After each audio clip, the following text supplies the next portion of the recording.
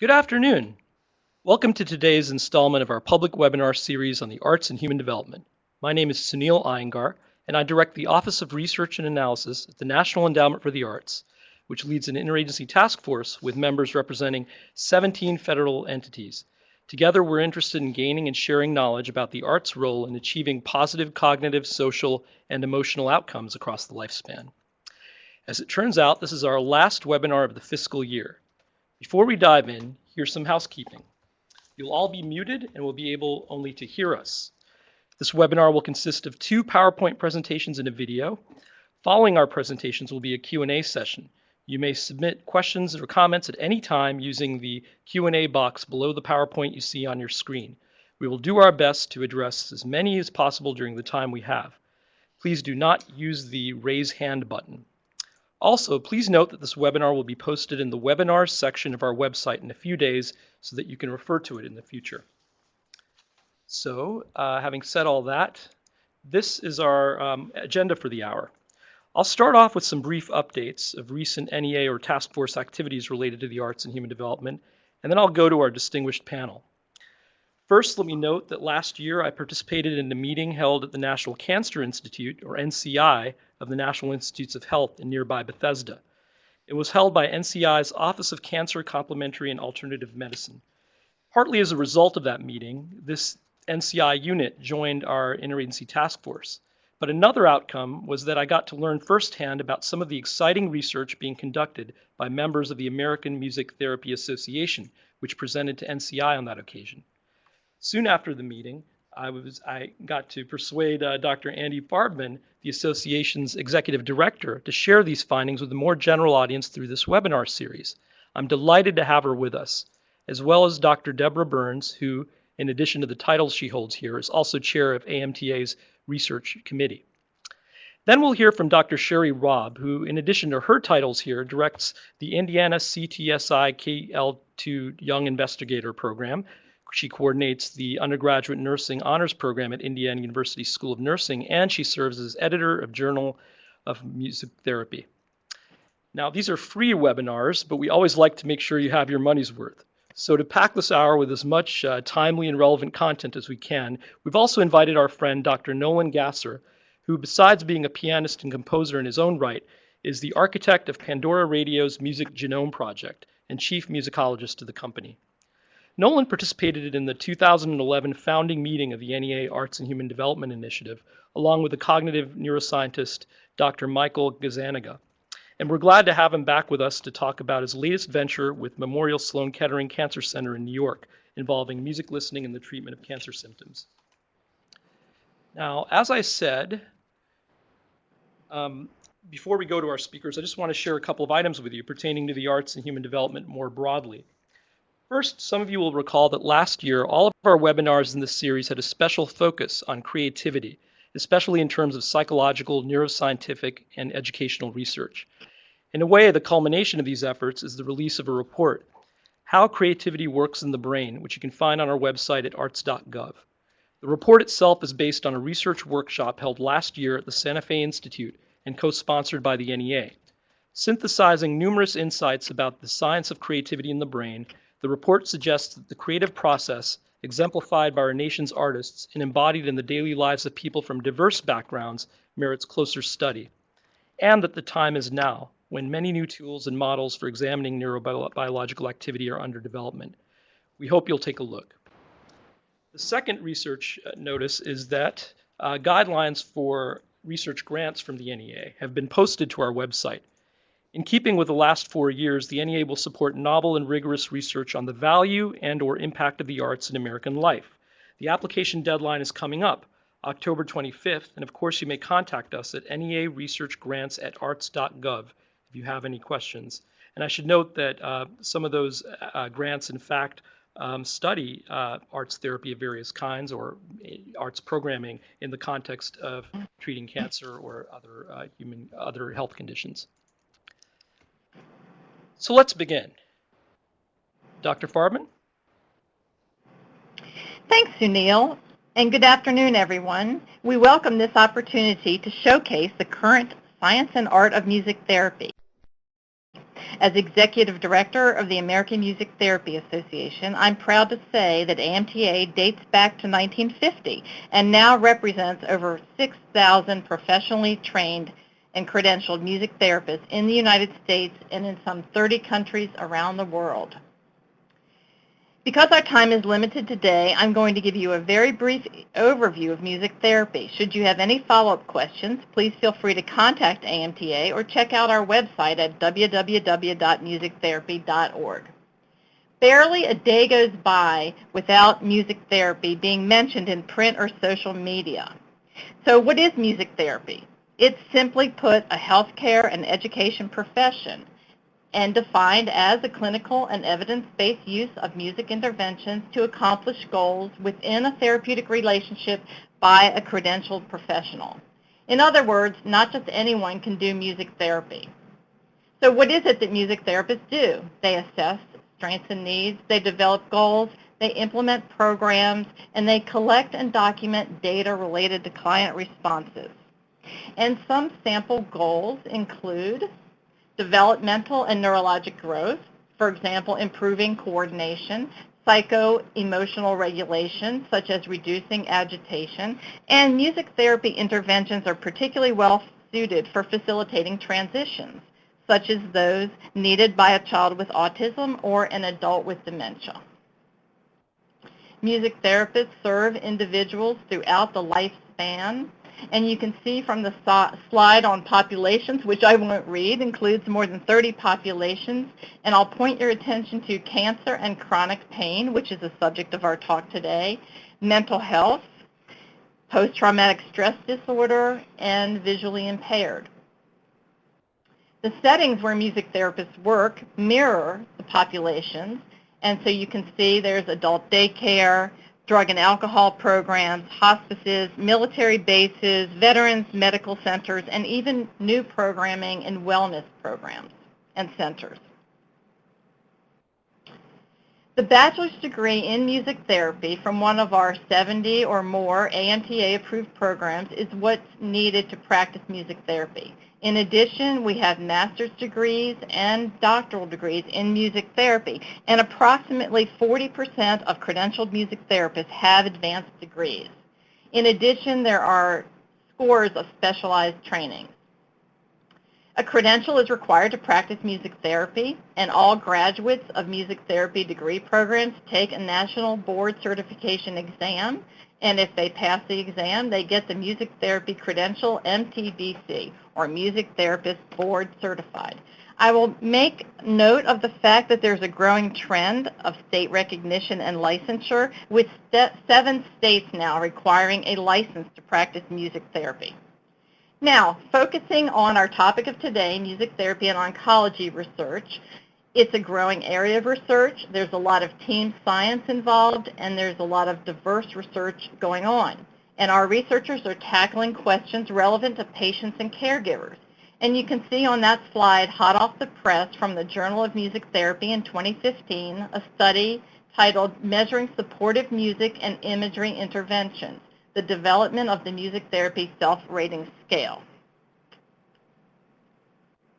In addition to that, I just want to point your attention to the fact that there is a lot of depth and breadth in music therapy research that is evidenced by a number of systematic reviews, including 16 different Cochrane reviews.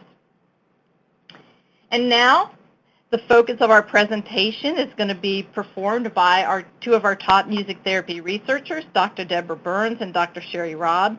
As Sunil said in the beginning, Dr. Burns is a board-certified music therapist who explores patients' experience of music therapy throughout cancer treatment and the end of life. The results of her research appear in some 15 different publications, such as the Journal of Pain and Symptom Management and Cancer Nursing. She has been a music therapist for over 20 years, and she has quite a portfolio of research. And we also have with us today Dr. Sheri Robb, who's an associate professor and a board-certified music therapist and head of the undergraduate nursing program at the University the Indiana University School of Nursing.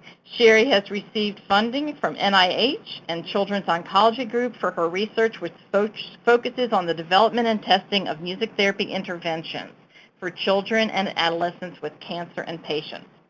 So take it away, Deb. Thank you, Andi, and thank you for the task force for hosting this webinar. The cancer experience is illustrated here, starting with cancer prevention and screening and continuing throughout active treatment, survivorship, and/or through the end of life. Palliative care cuts across the experience by providing symptom management for patients during disease-directed treatment and end-of-life care. Palliative care is differentiated from hospice, as hospice includes palliative care without curative disease-directed treatment. The trajectory is important because cancer patients have differing needs depending on where they are in the treatment experience. Research in music therapy seeks to not only understand how music therapy benefits patients, but how research findings are translated into clinical practice. In order to have a better understanding of best practices, music therapy research is focused on the three elements of evidence-based practice: patient preferences and values, the results of rigorous studies, and clinician expertise or clinical wisdom. I'm going to provide an overview of research findings organized by these three areas. We know that music is highly acceptable to cancer patients. In a descriptive study published in 2005, we reported that 85% of patients receiving chemotherapy were interested in either interactive music therapy or recorded music listening during treatment. What becomes interesting is when you ask patients which they would prefer. Patients who preferred recorded music listening tended to be younger, more anxious, fearful, and nervous than those who preferred interactive music therapy. Conversely, patients who preferred active music therapy scored higher on seeking social support. The findings from our 2005 study are supported by two reports, the one referenced here and another recently published by Noah Potvin in the Journal of Music Therapy. These reports describe the results from a mixed method study comparing interactive music therapy to recorded music listening. Within this study, 77% of patients expressed a preference for interactive music therapy sessions over music listening. Overall, patients understood and experienced the benefits of music in terms of symptom management. However, patients preferring interactive music therapy over music listening spoke about the importance of the music therapist in providing opportunities for creativity, emotional safety, and support. The recognition of the music therapist's role in providing emotional safety and support musically becomes especially relevant considering that participants described how music evoked a myriad of pre-cancer memories that ranged from carefree and happy to very intense memories of loss and trauma. Documenting patient preferences for the type of music intervention is only the first step in understanding the influence of music therapy during the cancer experience. Two Cochrane reviews, authored by Dr. Broad and colleagues, describe our current knowledge about the benefits of music to improve the cancer experience. Results from analyzing 30 studies exploring music during active treatment indicate music interventions significantly reduce anxiety and improve mood. Music studies also have led to moderate significant decreases in pain. Finally, results from this meta-analysis also indicate a large significant effect of music on quality of life. Brott and colleagues' Cochrane review of music therapy and end-of-life care revealed very few studies dedicated to quantitatively exploring the benefits of music therapy in hospice. While the use of music therapy in hospice has grown substantially over the last 10 years, there are few quantitative studies exploring the effectiveness of music therapy within hospice. However, there are many qualitative studies describing the rich, meaningful experiences of patients and family members who receive music therapy during end-of-life care and bereavement. To help address this gap in knowledge, our team has partnered with Seasons Hospice to explore the integration and best practices of music therapy in hospice. Seasons is a national hospice that has a daily census of approximately 3,600 patients, and there is at least one music therapist at each one of their more than 20 clinical sites. We have been mining the electronic medical records of 30,000 patients, half of whom receive music therapy. This large data set helps us to examine how music therapy is integrated into care and explore treatment outcomes. The first paper from this effort, published in Journal of Pain and Symptom Management, reports that families perceive their loved ones to have less trouble breathing and more meaningful spiritual support compared to patients who did not receive music therapy. Further questions related to the integration of music therapy into care involve asking who receives music therapy and why. For example, a paper soon to be published in the Journal of Music Therapy describes the differences in the use of hospice music therapy in nursing homes compared to home-based hospice care. Specifically, we were interested in referral patterns and music therapy care delivery. This analysis included electronic medical record data from approximately 5,000 patients who received music therapy. While the reasons for referral were similar between the two settings, isolation was a far more common referral reason for patients receiving hospice care in the nursing home. Emotional and spiritual support was the most common referral reason for home hospice patients. Improved quality of life was the second most common referral reason for patients regardless of location. Music therapy care delivery, or the frequency and duration of sessions, was dependent on gender, primary diagnosis, and location of care. As a follow-up to both hospice publications, we are currently interviewing music therapists to explore clinical decision-making in hospice. The goal is to create a theoretical framework describing the process music therapists use to determine music therapy care delivery and choice of music therapy intervention. Previous studies report over 20 possibilities, and how those individual interventions link to patient-reported outcomes and family satisfaction. New research in music therapy will expand our current perspective of effectiveness to process and mechanisms. Groups across the country are focusing on neural mechanisms and physiological outcomes related to experiencing music therapy. For instance, we have data suggesting breast cancer survivors recruit neural areas during music perception tests that have been negatively affected by the cancer experience. Future studies may link these results to the development of music interventions for rehabilitation in cancer survivors with cognitive decline. There are also preliminary studies describing functional and structural neural changes as a result of verbal psychotherapy. Studies exploring similar changes during and after music therapy sessions and connecting changes to patient-reported outcomes would provide valuable information describing why music therapy works. Likewise, objective measures of physical and psychological stress, such as changes in gene expression, could provide another perspective about the mechanisms and benefits of music therapy. This was just a brief overview of the current music therapy and cancer literature. Here are some of the studies I have included. Dr. Robb will now describe some specific music therapy studies being conducted here on campus. Thanks, Deb.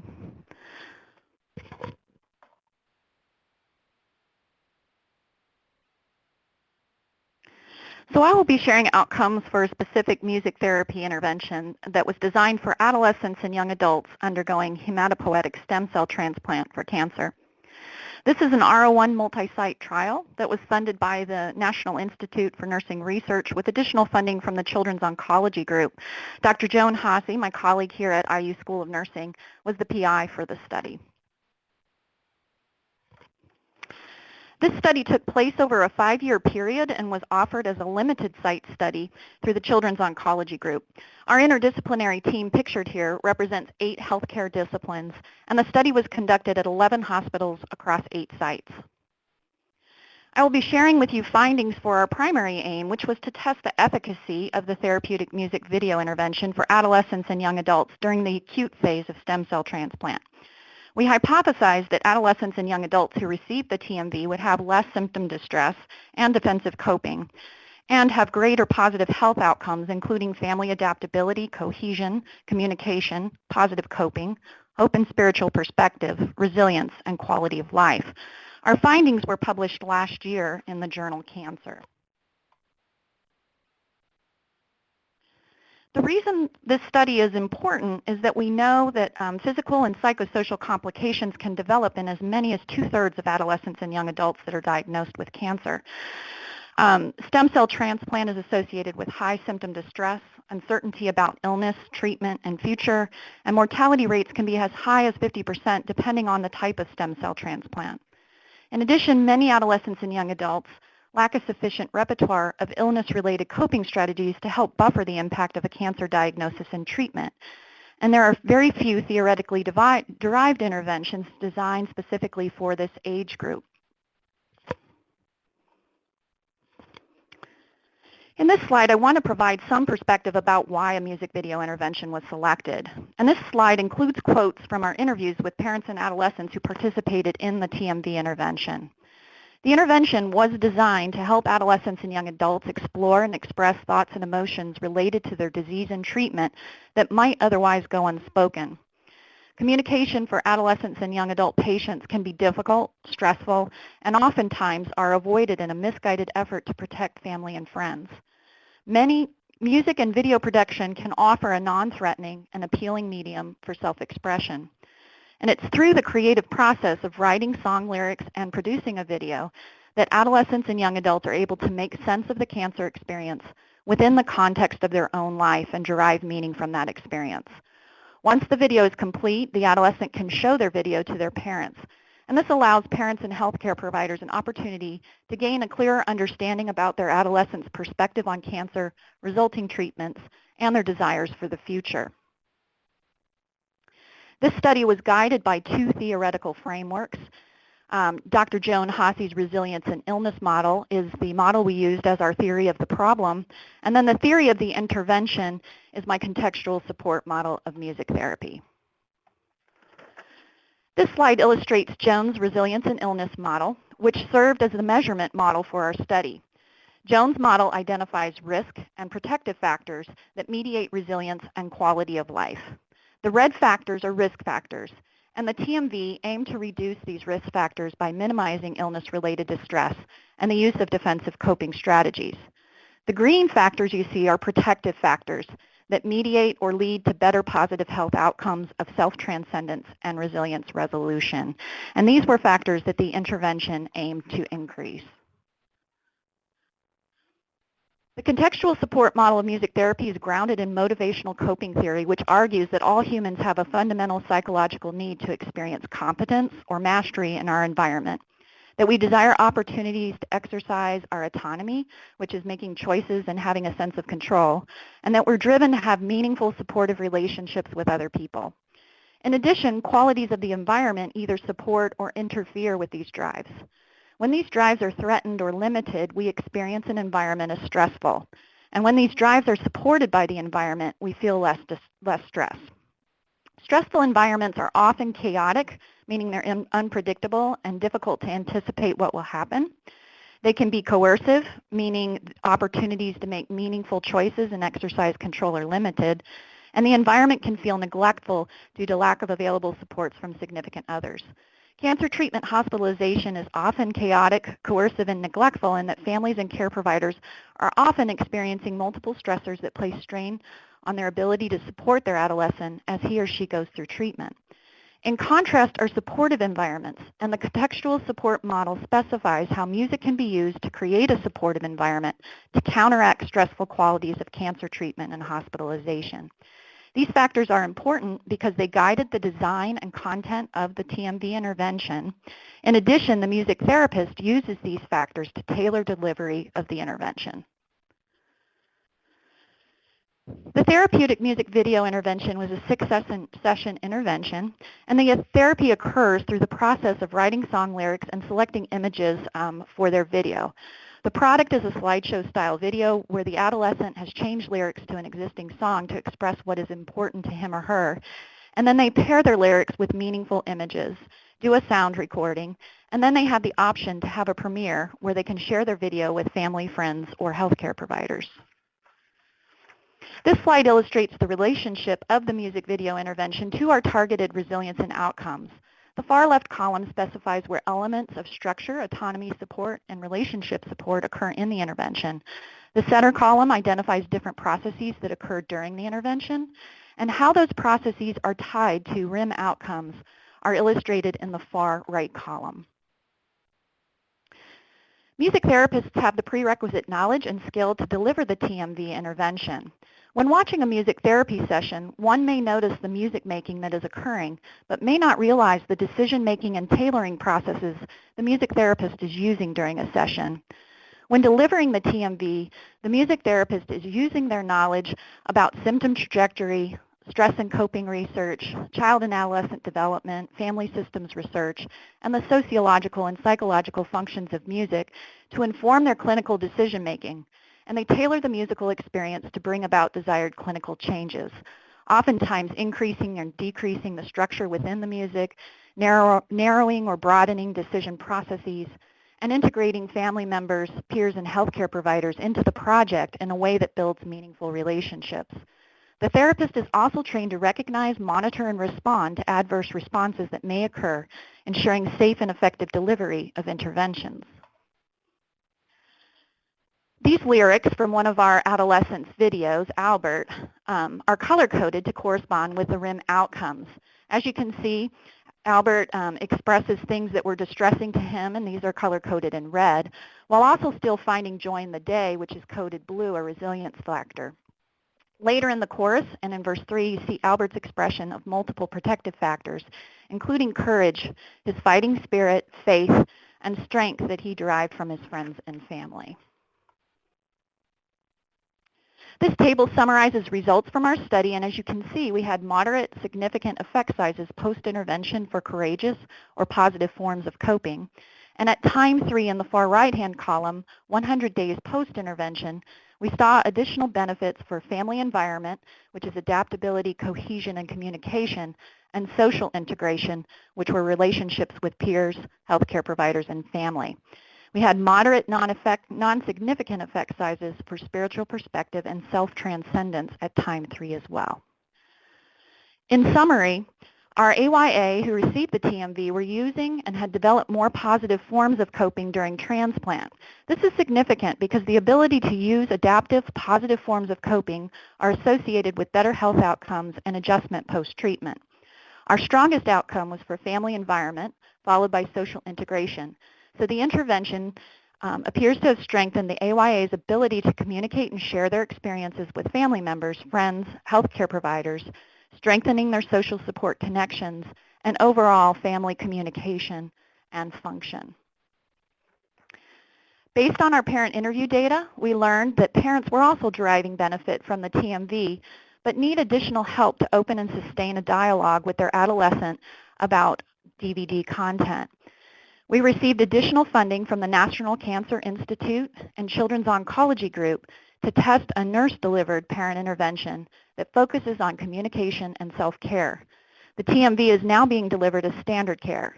This study will allow us to examine whether the addition of a parent intervention will strengthen AYA outcomes and also examine benefits of the new intervention for parents.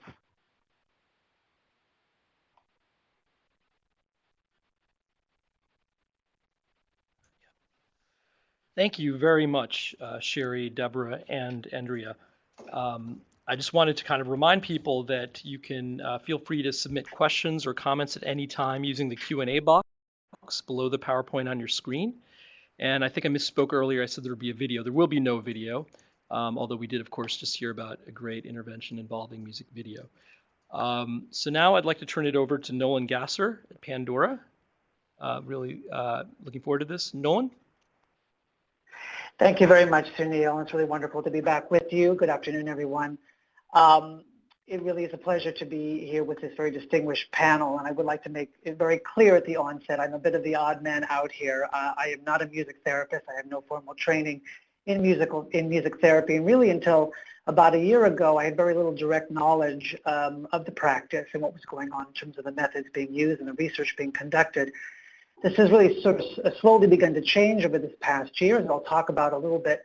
But even in this short amount of time of my own sort of self-study, with my recent collaborations with the folks at Sloan-Kettering Cancer Center, certainly am increasing my excitement and my enthusiasm and my optimism for really the kinds of music therapy can offer. So we're going to rest here on this first slide for a bit. First, I thought I would give you just a little more background of my own As a musician, I have been an active musician my whole life. I'm a pianist, composer, musicologist. As Sunil mentioned, I have a PhD from Stanford in Renaissance musicology. But I've always been a very eclectic musician. I think this eclecticism helped prime me for the position I took on in 1999, quite a while ago, to run the music operation at a company that is now called Pandora. I am the chief musicologist and now sort of emeritus there. But I am the architect of the Music Genome Project that lies behind the platform and that helps to generate the playlists that hopefully you enjoy listening to.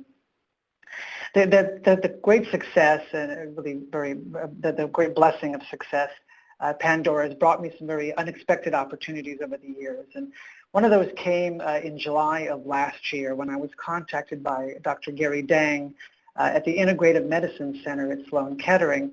Dr. Gang, in partnership with Karen Popkin, who is an active music therapist at Sloan-Kettering, wanted to inquire if I was interested in collaborating and acting in a consulting position on a pilot study that involves querying this link between musical attributes and effective music therapy treatment for cancer patients.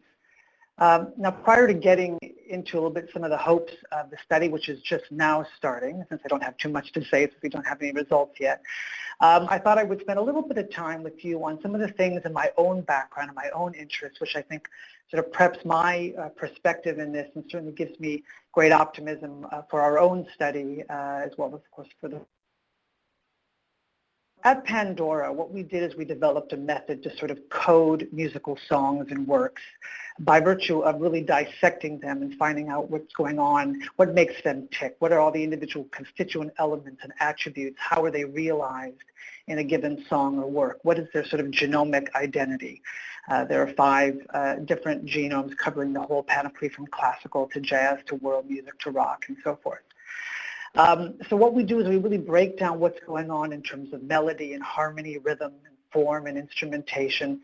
This allows us to sort of map how songs relate to one another, but collectively they begin to help us develop a profile of an individual's musical taste. What is it about music that really appeals to them, and what aspects of music do they gravitate toward? And, you know, since working on Pandora, my own interest in this topic has sort of burgeoned even beyond just understanding things from a musicological standpoint to the broader topic of what is musical taste? Where does it come from? What are its origins? What does it say about us? And potentially how it can make our lives better. I'm actually working on a book on this topic. It's called Why You Like It. And this exploration really has taken me you know, beyond purely musical topics, as I mentioned, to other realms. And this includes culture, but also some of the scientific basis of our musical taste, which involves the realms of mathematics and physics, certainly, but also biology and our own physiology. And this at last takes us to the slide you see of the 6th century philosopher, Boethius. Boethius was a real principal authority of music throughout the Middle Ages and Renaissance. And he promoted not just some practical guidance on musical practice, but some speculative views on music, which was for him not just sound and a practice, but really was part of the fabric of the universe. Boethius expanded on what Pythagoras talked about many centuries earlier, a notion of a musica mundana, a music of the spheres, the notion of you know, what Boethius saw is that beyond that there was sort of a musica humana, that the music that sort of runs through the human body, that connects the functions of the flesh with the actions of the soul and spirit. Somehow I think Boethius intuited, without yet any empirical evidence, what we now know today, that we down to our core indeed have music very much a part of us, a part of our own fabric, that in our own sort of DNA, there is something intrinsically musical about us. Now, the most empirical link between music and our physiology, especially in recent years, is music in the brain. This has become kind of a hot topic. This is a slide or an illustration from Dan Levitin's book, This Is Your Brain on Music. And alongside with Levitin, researchers like Andi Patel and Isabel Peretz have really shown just how hardwired our brains are to perceive, to understand, and to emotionally respond to music. an uncanny ability to recall pitch, to be able to perceive a steady meter, what is called entrainment, to distinguish the different timbres between a piano and an oboe and a voice, to be able to actually listen to two individual melodies at once and make sense of it, something that doesn't really happen with language. So listening to music really stimulates the entire brain more than almost anything that we do, and especially, I would argue, and I'm sure that my colleagues on this panel would agree, when we're really engaged with it. Now, in the spirit of Boethius, I've sort of been drawn to some more speculative connections between music and our physiology, and let me quickly discuss two. The first sort of relates to at the level of our cells and how we actually develop as human beings, from a single zygote, a single cell, which then divides, becoming an embryo and then a fully formed adult. You can see here in the case of this slide, a very funny adult with Groucho. We have some 100 trillion cells within us, but they all stem from that single cell. And so, of course, in music, we don't call it cells, but we use the term motive. And, you know, this is a very famous example of a single composition which sort of is generated by a single cell.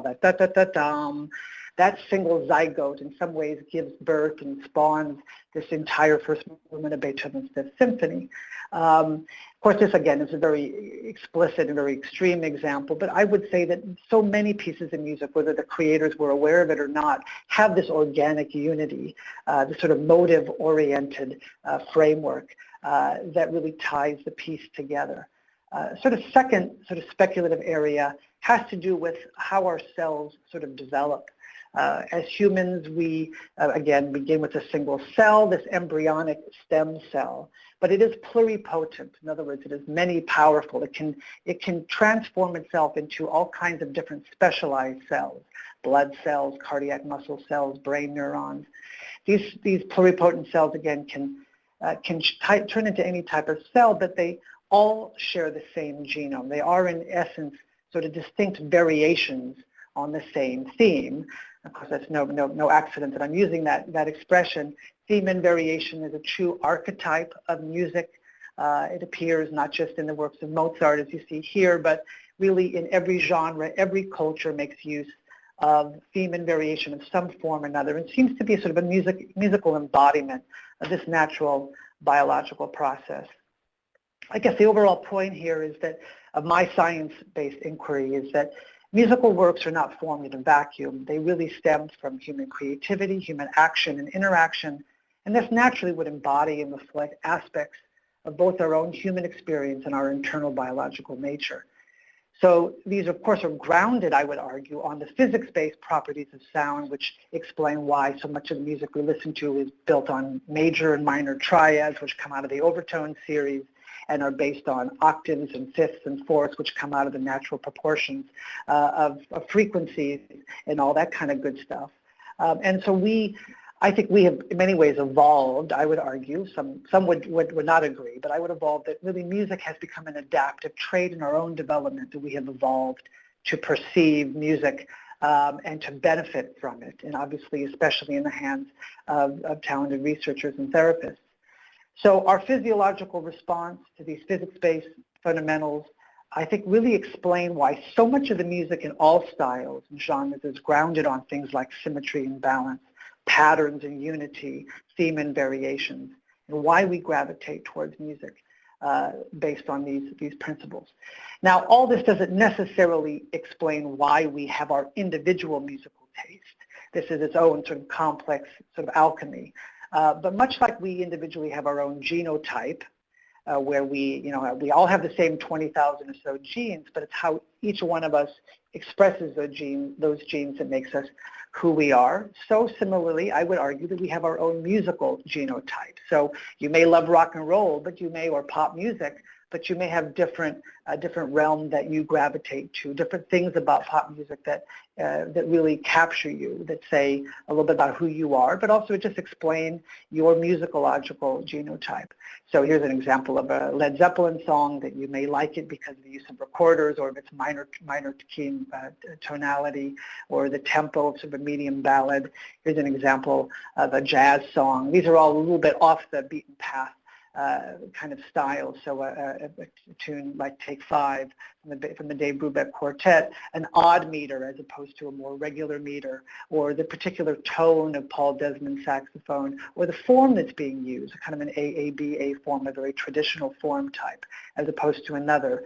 So these are things that the listener may not even be aware of, but I think really will play an impact into what touches them about a piece of music, and why they may, in Pandora speak, give thumbs up or thumbs down. Here's an example of a classical piece, the prelude from Tristan and Isolde, which has a very different from Mozart and Beethoven, a very slow, kind of out-of-tempo sort of pace to it, a very lush orchestration, use of motives throughout in different ways, and so forth. So all this is to say that really to me, it's no accident that music is an integral part of the human condition. To quote the great and late Oliver Sacks, who passed away, of course, recently, called us a musical species no less than a linguistic one. So I really am so excited, because to me, we are intrinsically musical. We are formed in many ways to respond to music, and so putting research together on that, I think, is an active sort of gifted therapist with these kinds of studies that we've been learning about today are just so exciting. So my own modest relationship finally is what we are beginning at Sloan-Kettering. We are now officially beginning our pilot study, and very quickly what it involves is trying to correlate the relationship between the musicological attributes of individual works. So we're going to try to understand what makes individual works tick, and then we're going to try to map that onto the individual preferences of patients. What are the musical works and the musical artists that they love? And to try to then, the third pillar, what is that relationship, as we've been learning about, between a therapist and a patient in terms of how the therapy is administered, to try to get, at least through this initial phase, a better understanding of that relationship and how we can attack certain outcomes of alleviating some cancer-related ailments such as anxiety and pain and stress and fatigue and so forth. And it's a year-long study, so maybe I can come back next year and tell you a little bit about what we found. But anyway, so that's what I'm up to. Thank you very much, Nolan, and thank you all our speakers for agreeing to complement each other's perspectives. I think this is really a great series of presentations. So I want to encourage people again, please don't be shy about submitting comments and questions in the box below your PowerPoint screen. I want to take one question right away. It's the question is, since the research is so strong about the efficacy of music therapy, and I think this is in reference particularly to the AMTA presentations and Dr. Robb's work and Dr. Burns. Since the research is so strong about the efficacy of music therapy, why isn't it happening more?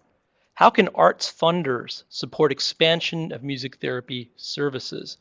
Does somebody on the AMTA team want to start with that? This is Andi Farbman. I'm happy to answer that question. It's a great question. Thank you, Laurel. Part of the issue is supply and demand and workforce supply. So, for example, if you look at physical therapists, there are more than 200,000 licensed physical therapists in the United States, and their scope of practice is much narrower than music therapists. So when you looked at the populations and settings on the slides that I had, the physical therapists are narrower than that. And we have just over, at this point, 6,500 credentialed music therapists. So that's fewer than 3% of the workforce to deliver potentially 10 times the number of clients. So I think part of it is that there are such a specialized skill level and expertise required for music therapy, that we are in fact growing, and we have a lot of new students coming into the programs, and we're training people at all different levels, but we still have a critical mass issue in terms of people delivering the services. And so funders, what a great question. How funders can stimulate services is to work with the local music therapist to expand sustainable programs. For example, to make sure that funding goes to not just making a program a one-shot deal, but to make it sustainable and to ensure that there's some research connected to it, and that each time that we do a program that is perhaps philanthropically seeded or established, that we are leading toward reimbursement for music therapy services so that it's more sustainable. Thank you very much, Andi. So another question is asking, I think, to Nolan. I'm very interested to hear how the music therapists at Sloan-Kettering are being involved in this project. How is the music therapist's clinical decision-making being accessed? And I don't know, Nolan, if it's too early to say on your end, but maybe you can just briefly describe if any interaction you may have had with music therapists over there. Well, I mean, it so happens I was just meeting with Gary and Karen this morning, and we're just beginning to lay out really what the process is going to be. It really is, unfortunately, a bit too early to say exactly what the interaction will be. Certainly, Karen is the sort of the co-investigator on this, and so we really are interested, and we were having a very good conversation. So I think it's really an inquiry at this point about, because as we've talked about in some earlier presentations, there is this distinction between recorded music and live music. And so, in the course of a study, when you're dealing with various variables and various constraints, the question is, to what degree can we actually factor in the relationship between if a patient is listening to headphones with music that they love, or if they're actually having a live performance. But one other thing I'll say is that one of the things that I'm very interested in, and I think that Karen is as well, is really trying to not just say, okay, here's the piece of music, go listen to it, but to really try to provide some guidance. Because I am a firm believer that it's not just to listen to music, but it's to be engaged with it, to actually, participate in the musical discourse, if you will. So I think part of the interaction between the therapist and the patient will be around this act of listening to music. So once we identify a set of pieces of music to listen to, what are you going to do? I mean, what are you going to be thinking about? How are you going to be focusing your attention and that kind of thing? Thank you. And sort of an evergreen question we get, which I'll quickly answer, is will this webinar be archived? And of course it will be at arts.gov. And if you have any questions about that, you can contact us here and learn about where you can get access to other webinars we've done in the last couple of years. And so one question here, which I quite like, is will music therapists and musicologists continue to collaborate? Are there benefits to having music therapists conducting research initiated by musicologists and vice versa? It'd be nice to hear from, if you will, from both of the panel, both from someone from AMTA maybe, and Nolan on this question. Someone wants to start this off? Someone on the AMTA? This is Sheri. Yeah, this is Sheri. So it's an excellent question, and I think that what this question speaks to is the importance of interdisciplinary collaboration and team science, and that we each have expertise in particular areas of music, whether it's its therapeutic applications or the study of musicology. And musicologists have so much research and information to contribute to the clinical applications of music. So I think it's really important that we continue to seek out and build those collaborative team science opportunities and work together to advance the application of music for health benefit. Nolan, anything to add? Well, sure. I mean, I would just very much echo those points. Collaboration, I think, is such an important thing in so many realms. And, certainly as a musicologist, I wouldn't have any hope to advance my theories about what actually can work without collaborating with trained music therapists. Obviously, I do believe that musicology has something to offer, which is why I'm involved in this study. I mean, I think it really is. It's understanding both sides of the coin in terms of really understanding patient needs and the various sorts of conditions that are being sought treatment for. And then, on the musicological standpoint, really how do we understand what is most effective, whether it comes from, a style or genre basis or a preference basis, or on a more in-depth kind of basis, like the kind of study that we're talking about. So I think it's that the joining together of the two perspectives and the two disciplines. I would certainly hope that it has great promise, and hopefully this won't be the first study that I'll be involved in this realm. Sunil, that it won't be the last. I mean, Sunil, this is Andi. I just wanted to add that AMTA convened a historic research summit this summer, Music Therapy Research 2025, looking into the future. And we haven't published the findings yet, but I can tell you ahead of time that one of the cross-cutting recommendations to advance the state of music therapy research was much more collaborative research with musicologists, with neurologists, nurses, doctors, educators, but a much more collaborative model. So this is definitely what we're thinking about.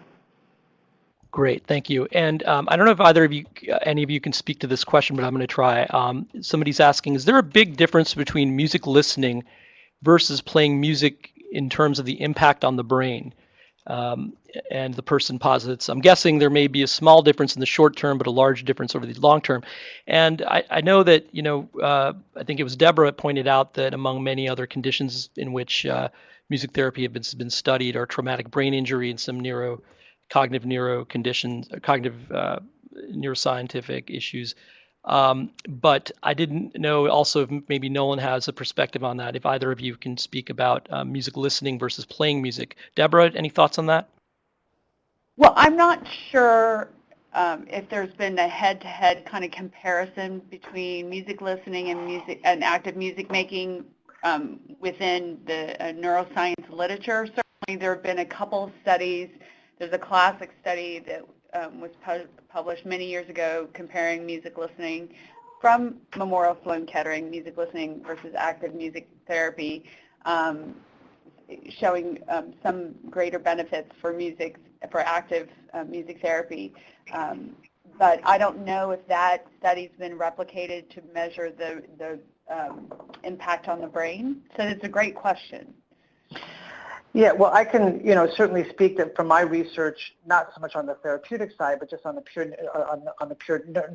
neuroscience side, works done by in research and talked about by people like Levitin and Andi Patel and others. The act of, performing music, it activates parts of the brain that are very different from those that are involved just in passive listening. Obviously, there's motor skills involved. There's a certain level of sort of listening, just in the auditory perspective, that you're actually listening for, whether it's other instruments that you're performing with or what you're doing with if you're playing piano and the two hands coordinating together rhythmically. So it just definitely engages the act of performing music, will engage the brain in a different way, in some ways in a more comprehensive way. Obviously, but just certainly different. And there's one other element I would say that's part of the performing side that I think that I would be curious to see how we could explore that, in terms of the therapeutic realm, is that when somebody is performing, especially if they're improvising, then even if they don't play well, if they're not trained, because then you're introducing elements of creativity, which activates other parts of the brain and stimulates other aspects. So certainly there are differences than just sitting back and listening to music. Great. And I have a question. I guess this may be even our last question, depending on time. But I wanted to know, I think, Debra, you had referred to or mentioned, sorry if this was Debra or Sheri, a framework, theoretical framework that's in development that's looking at referral patterns to music therapists. And it seemed that it's going to be a way or a tool for understanding what goes on in hospital settings and clinics and where the points of contact are and what are the possibilities for improving outcomes in those referrals and the resulting therapies. I'm trying to use this as a springboard to ask, basically, for reimbursement purposes. This was mentioned a couple of times. Clearly, that's a big challenge, and I assume a framework like that would be very welcomed by the community as a way of demonstrating where possible benefits are being observed in this therapy. It's a big question for you both, for all of you, really. But let's start with AMTA. What are your? Can you just kind of define the single biggest reimbursement challenge that exists currently within this field? Just the fact of it not being reimbursed, or is there a specific evidence threshold that has to be met? And then I don't know, Nolan, if you have a comment on how that would affect down the road, of course, music listening in terms of a reimbursable kind of option for people in these programs. Sure. Well, this is Andi Farbman. We have been working on reimbursement for probably the last 20 years. But again, I think we have an excellent reimbursement group working through the guidance of Judy Simpson and Rebecca Preddy and other members of our association. But we've got, again, a critical mass issue because of the music therapists practicing, let's say 6,500, probably fewer than 5% are even attempting to get reimbursement. So many of our therapists come into programs that are either within the general budget of the facility or they're philanthropically supported, and they don't even attempt to get reimbursement, and then they get into trouble later in terms of sustainability. So one of the things is that although we're trying to have more systemic government relations functions, the Budget Act, the original Budget Act of 1986 really put a kibosh on the limits of increasing Medicare and Medicaid. And so we're working to do that, but it's a much tougher environment than it ever was in the 70s and early 80s. And so a lot of what we need to do is increase the number of music therapists who are attempting to get reimbursement and working toward that, because we find that when music therapists actually pursue it, they're much more successful. And I know there was a question about hospital-based. Probably our best examples of hospital-based music therapists is a very specific protocol in neonatal intensive care units. And that, at this point, is one of the most successful examples. And there are some other good research pieces on music therapy with procedural supports and reducing length of stay, reducing charges for that. So it's our cutting edge, really, in terms of increasing this and increasing music therapists actually attempting the process. Nolan, just to qualify a bit of what I asked you, music listening, not necessarily in the context of reimbursing the listening of it, but rather the programs that might be engineered to set up those kinds of algorithms you're discussing, given that I think one chief argument is that this may be that if it works, it could be a cost-effective solution in the first place. Any thoughts on the reimbursement side? Yeah, well, certainly it's not a realm that I have any practical experience in, but, I could certainly imagine, not necessarily stemming from this pilot study, but, if this were to branch off and be more comprehensive and we actually could map a good portion of the music sort of realm, and we could actually demonstrate quantitatively that there is a direct benefit from a regimen of listening to tailored works with these musical attributes mapping onto an individual's musical taste, that a therapist could actually write some sort of an actual prescription for a particular regimen to be administered by the therapist. So, that may, again, it's not a field I know much about, but I would think maybe if it is able to be formalized in that way, that it might actually be easier to enable some sort of an actual reimbursement protocol. But that's just sort of a guess. Well, thank you for that weighing in on that anyway, Nolan, and thank you all again. I want to thank our speakers. We're at the end of our time for this webinar. I hope everybody's gotten something out of this experience. I think that there was a lot of great information, not only information, but really promising collaborative research and research within music therapy and music listening discussed. Just want to say one final note before we end. I just want to recognize the service of Dr. Marion Balsam, formerly of the National Institute of Children Health and Human Development at NIH, who's been serving on the Interagency Task Force. She's recently retired from NIH, and we wish her the best in her new life. Thanks, everyone.